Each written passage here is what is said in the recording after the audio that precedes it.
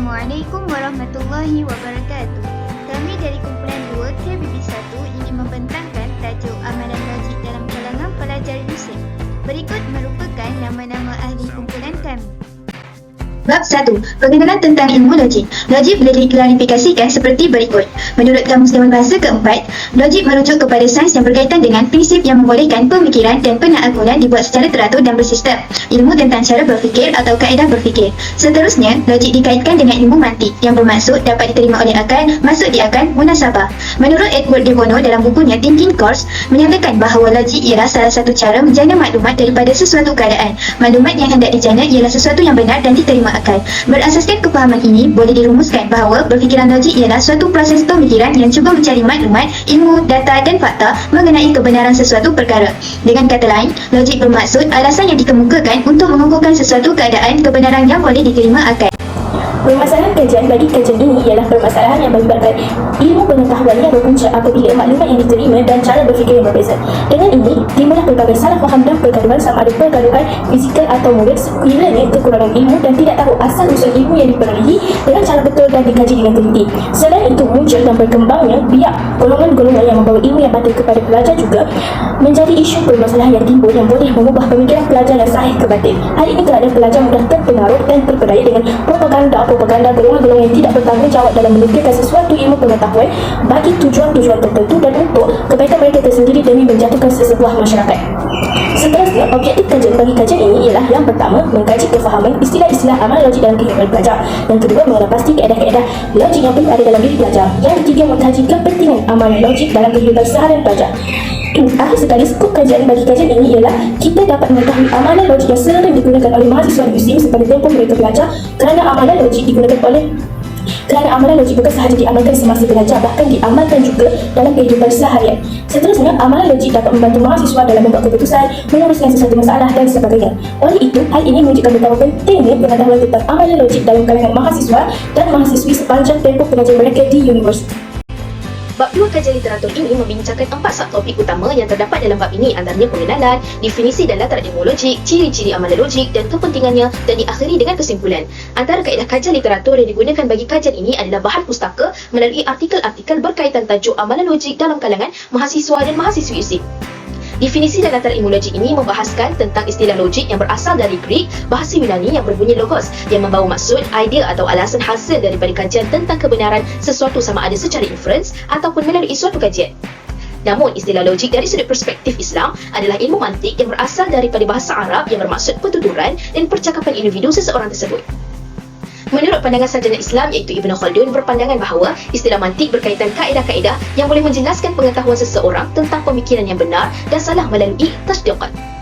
Namun berbeza pula dengan sudut pandangan sarjana Islam iaitu Abu Hamid Al-Ghazali yang juga lebih dikenali sebagai Imam Ghazali berpandangan bahawa cabang ilmu mantik lebih banyak benar dari salah, namun yang berlainan hanyalah dari segi aspek penggunaan istilahnya sahaja, tetapi tidak melibatkan makna dan maksud. Pada permulaannya, etnologi itu bahagi kepada 4. Yang pertama, logik deduktif. Logik deduktif secara ringkasnya menjelaskan kesimpulan umum kepada khusus. Dan yang kedua, logik induktif. Logik induktif pula ialah satu proses perubahan yang menyatakan kesimpulan daripada khusus kepada umum. Dan yang ketiga, logik deduktif. Logik deduktif pula ialah kaedah berfikir secara ke belakang. Dan yang keempat, logik heuristik. Logik heuristik pula ialah logik yang membolehkan atau dapat membantu seseorang mempelajari dan mengetahui sesuatu perkara melalui pengalaman sendiri. Contoh setiap logik dapat dilihat pada slide di atas. Seterusnya, mari kita lihat kepada kepentingan amalan logik. Kepentingan amalan logik yang dapat kita simpulkan ialah yang pertama, dapat melatih, mendidik dan berkembang. Selain pada itu, mempraktikkan amalan logik juga dapat membezakan alur fikir yang benar dan alur fikir yang keliru sehingga kita dapat menyimpulkan kesimpulan yang benar dan terhindar daripada kesimpulan yang keliru. Selain pada itu, amalan logik juga dapat memelihara diri kita daripada berfikir secara salah. Dan yang terakhir, amalan logik juga dapat menajamkan pemikiran seseorang. Bab 3. Metodologi kajian. Kajian ini menggunakan kaedah kuantitatif iaitu melalui Google Form. Pautan Google Form disebar oleh ahli kumpulan melalui platform media sosial. Soalan-soalan selidik mengenai tajuk kajian ini telah disediakan berdasarkan 3 objektif utama kajian ini yang mempunyai sebanyak 22 soalan iaitu terbahagi kepada 5 bahagian. Bahagian A mempunyai 4 soalan demografi responden, bahagian B mempunyai 3 soalan umum, ya atau tidak, bahagian C, D dan E masing-masing mempunyai 5 soalan mengenai objektif 1, 2 dan 3. Soalan yang dikemukakan berdasarkan objektif kajian ini menggunakan skala Likert 4 aras. Soalan-soalan ini direka dengan merujuk artikel-artikel yang berkaitan dengan amalan logik.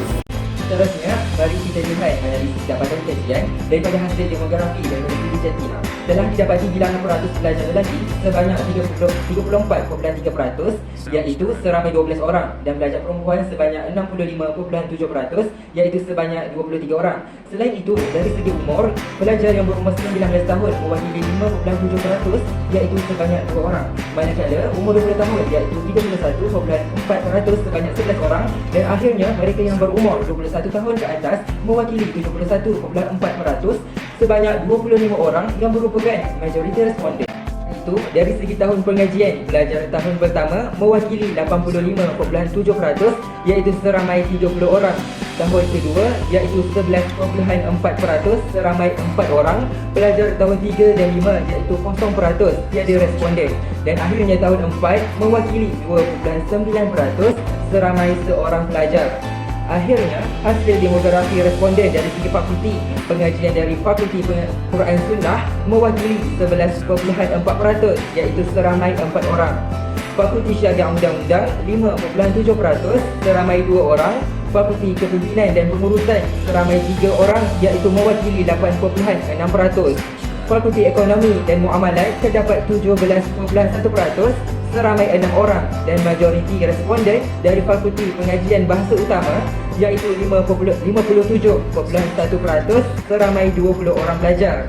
Akhirnya, tiada responden didapati, iaitu mewakili 0% pelajar dari Fakulti Sains Teknologi, Kejuruteraan Alamina, Sains Kesihatan dan Pergigian. Mari kita berpindah kepada 3 soalan umum yang ditujukan kepada pelajar musim.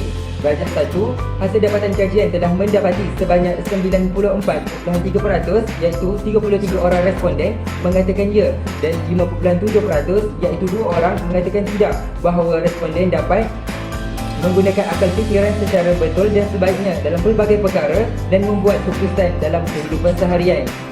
Di samping itu, Rajah 2 hasil dapatan kajian telah membuktikan sebanyak 88.6%, seramai 31 responden yang mengatakan ya, dan terdapat 11.4%, seramai 4 orang responden mengatakan tidak, bahawa pelajar musim dapat mengamalkan fikiran dan amalan logik dalam kehidupan mereka dengan sebaiknya.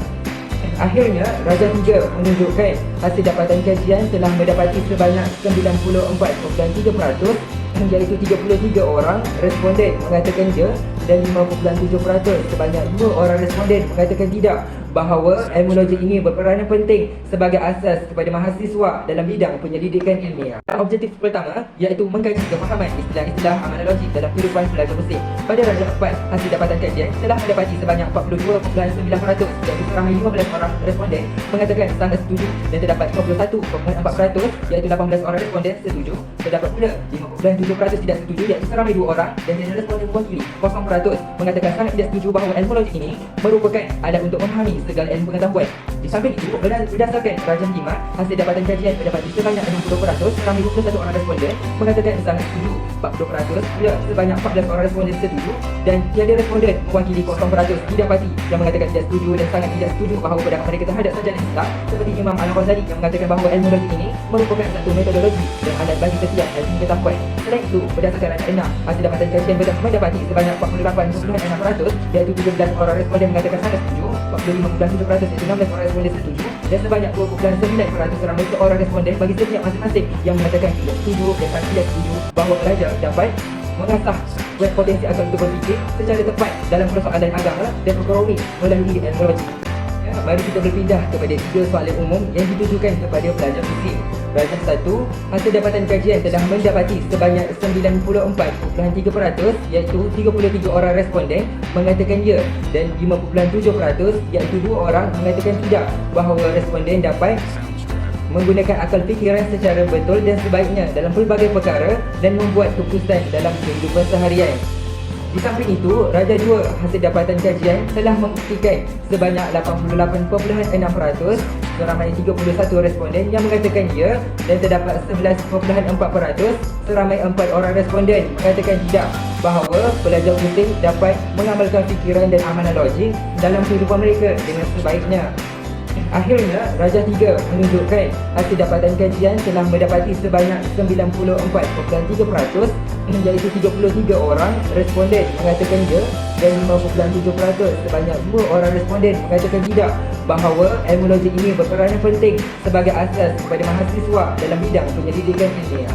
Dapatan kajian bagi objektif 2. Bagi Rajah 9, seramai 14 orang yang sangat setuju iaitu 40%. Bagi yang bersetuju seramai 20 orang iaitu 57.1%. Yang tidak setuju seramai 1 orang sahaja iaitu 2.9%. Dan tiada yang sangat tidak bersetuju iaitu 0%. Bagi Rajah 10, seramai 18 orang responden yang sangat setuju iaitu 51.4%. 17 orang yang bersetuju iaitu 48.6%. Dan tiada bilangan responden yang tidak setuju dan sangat tidak setuju iaitu 0%. Bagi Rajah 11 pula, seramai 11 orang yang sangat setuju iaitu bersamaan 31.4%. Seramai 23 orang responden yang bersetuju bersamaan 65.7%. Dan hanya 1 orang yang tidak setuju iaitu 2.9%. Dan tiada bilangan responden yang sangat tidak setuju iaitu 0%.